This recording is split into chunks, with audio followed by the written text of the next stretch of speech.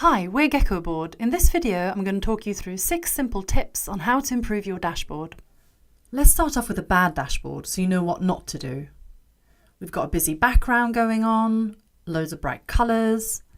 It definitely makes things interesting, but it clouds the data and distracts you from what's important. So let's lose the background and swap the bright colours for something calmer. So much better, and you can actually see what you need to see. Now, what about the graphs themselves? Like the decorative stuff, it's tempting to throw in every type of graph just to mix it up, but some graphs aren't dashboard friendly. Take the 3D chart.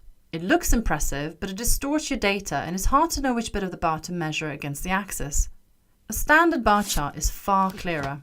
And what about bubble charts? Well, they're designed to be interactive, so again, they don't work on a dashboard. Let's replace it with a line chart. Lastly, the pie chart. Everyone loves the pie chart, but we don't recommend for dashboards, as angles are quite tricky to compare at a glance. Let's get rid of it. While we're being brutal, is there anything else we can kill? Every square on your dashboard is valuable real estate, so if a metric doesn't relate to your bigger plan, it shouldn't be on there, like this one. This metric is far more important, so let's make it a little bit bigger. And if you end up with empty space, don't feel like you have to fill it. Let your main metrics breathe. Next, we need to group our metrics to show the relationships between them. These ones tell the same story, so they need to go together. Let's do a little swap. And these ones need to go together as well. There we go. You could group your data by time, project, product, team, whatever makes the most sense. Grouping also helps people scan and find the metric they need. By now, everything on the dashboard is necessary and supports our objectives. But if we had to pick one group of metrics for people to focus on, which would it be? In our case, it's this group here. And you can draw attention to your most important group by putting it in a prominent place.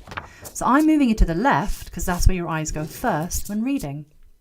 Within a group, you can draw attention to what's most important by making sure it's the biggest in that group, like we've done here. Last but not least, the titles. Is there anything that's still unclear, unnecessary, or missing? Take this graph. It doesn't have a title, so let's add one in. And this metric needs a title too.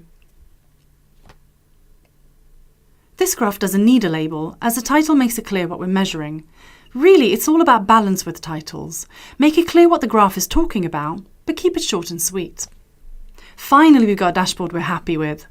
Let's recap the 6 steps that took us from this to this. Ditch the decor.